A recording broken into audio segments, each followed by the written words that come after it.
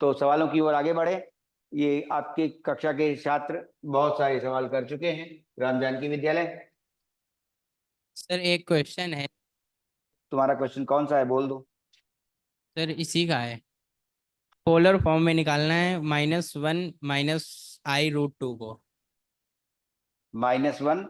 -i√2 i/√2।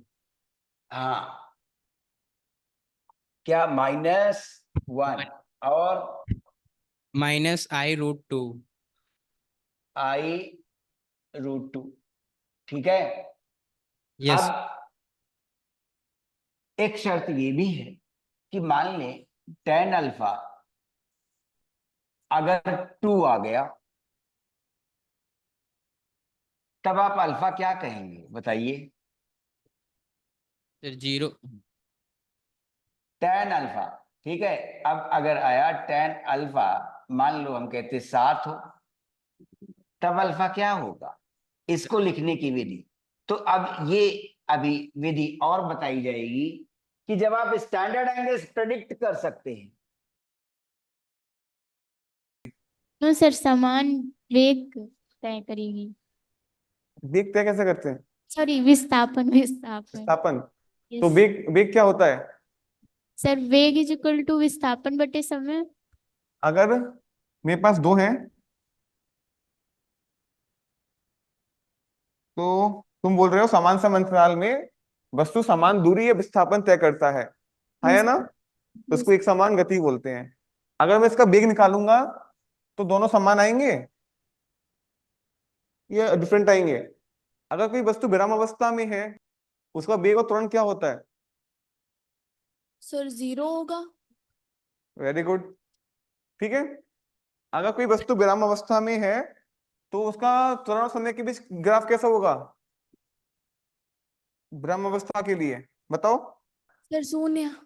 तो समय के साथ अगर कोई वस्तु विराम अवस्था में तो उसका त्वरण 0 ही रहेगा। ठीक है। यस है सर। ना? Yes sir. ठीक है। अगर मैं लोहे का टेम्परेचर इंक्रीज करूंगा तो क्या होगा? कलर बदल जाएगा। क्यों बदल जाएगा? सर उसके टेम्परेचर जो है वो आग में जलने से ज्यादा, मतलब लोहा गर्म हो रहा है। गर्म हो रहा है ये तो दिख रहा है, पर वो नीले कलर की ही वेवलेंथ क्यों दे रहा है? लाल से नीला क्यों हुआ? क्वेश्चन ये है। सर फ्रीक्वेंसी उसकी बढ़ रही है। हाँ, फ्रीक्वेंसी उसकी बढ़ गई है इसीलिए हमें वो नीले कलर का दिख रहा है। फ्रीक्वेंसी उसकी नहीं बढ़ गई। जो फ्रीक्वेंसी, जो वो रेडिएशन इमिट कर रहा है, जो रेडिएशन उससे निकल रही है, ठीक है, वो बढ़ गई। मैंने कल एक बात बताया था ना, फॉर एग्जांपल मान लो ये इन लड़कियों ने नीले कलर का जो है ड्रेस पहनी हुई है, तो इसका मतलब क्या हो रहा है कि सारी वेवलेंथ आ रही हैं, सिर्फ इनके सूट पे टकरा रही हैं, बस नीले कलर की वेवलेंथ हमें वापस इनकी बॉडी से आ रही है, इसीलिए हमें इनका क्या दिख रहा है, नीला कलर दिख रहा है। ठीक है। Yes sir. सर अगर जो इसमें अब कोई ज्यादा टेम्परेचर वाली वस्तु ले लें लोहे की जगह पर जो जल्दी ना पिघले, तो क्या उससे अल्ट्रावायलेट भी निकल सकती हैं? अगर मान लो कहीं से विजिबल निकल रही है, विजिबल लाइट निकल रही है, तो ऑटोमेटिकली उसमें से रेडियो, माइक्रोवेव, इंफ्रारेड निकल रही होगी। ठीक है। तो यूरेनियम से जब गामा रेज हमें निकालनी होती है तो हमें उसे क्या करना पड़ता? गर्म नहीं करना पड़ता, वो दूसरे तरीके से उसमें गामा रेज जनरेट होती है। Yes sir. सर जैसे कि इसमें 2 किलोमीटर की आपने वेवलेंथ का डायग्राम बनाया था, तो उसके नीचे जो आता है तो वो सारा इसी के अंदर एरिया होता है। देखो, वेवलेंथ है, वो मान लो रेडियो वेव है। ठीक है। रेडियो वेव है, मैं क्या कह रहा हूं, इसकी वेवलेंथ यहां से लेके यहां पे जो एक एक क्रस्ट के बाद एक टर्फ आएगा और तुझे इन्फॉर्मेशन मिलेगी।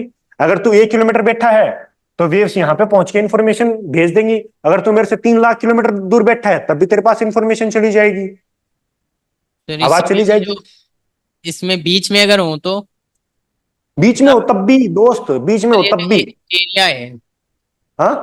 एरिया है जो आधे गोले के अंदर अगर जो बैठे हो तो। अरे एक वेव नहीं जाती ना, समझो। अगर तुम्हें, हम, मतलब मैं बोल रहा हूं तो ये नहीं है कि एक वेव छोड़ी गई है, यही तो समझो। यहां पे इतनी सारी वेव्स जाएंगी, कोई ना कोई तो तेरे तक पहुंचेगी। क्वेश्चन दिख रहा है? Yes ma'am. हाँ, बताओ क्या लिखा है क्वेश्चन? अमीबा में सभी सभी कार्य कितनी कोशिकाओं द्वारा संपन्न किए जाते हैं? बताओ कौन आंसर देगा? एक। अब ये बताओ पौधे में ऊतक कैसे होते हैं? ए जीवित, बी मृत, सी ए और बी दोनों, डी संयोजी। नंबर ए और बी दोनों। हाँ, तो जिसको भी लग रहा है ऑप्शन सी है ए और बी, वो लोग बिल्कुल सही बोल रहे हैं, क्योंकि पौधों में ऊतक जीवित एवं मृत दोनों प्रकार के होते हैं। अब इस माइका शीट को हम स्टैंड के ऊपर रख देंगे और लोह चुंबकीय पदार्थ की जो सूक्ष्म कण का पाउडर है, इसको हम इस माइका शीट के ऊपर हल्का हल्का यूनिफॉर्मली छिड़काव करेंगे। और छिड़काव करते हुए हम देखेंगे कि ये जो कण है वो किसी एक ऑर्डर में व्यवस्थित होने का प्रयत्न कर रहे हैं। पर्याप्त मात्रा में इस आयरन डस्ट का जब छिड़काव कर लें तो उसके बाद इस शीट को थोड़ा सा उंगली से ठकठकाएं और आप देखेंगे कि जो लोह चुंबकीय पदार्थ के जो कण हैं वो चुंबकीय बल रेखाओं की तरह व्यवस्थित होने का प्रयत्न करते हैं और व्यवस्थित हो जाते हैं। तो देखेंगे कि जहां पर ये लोह चुंबकीय पदार्थ के जो कण हैं वो अधिक मात्रा में इकट्ठे हुए हैं, वो जो दंड चुंबक है उसके ध्रुव हैं।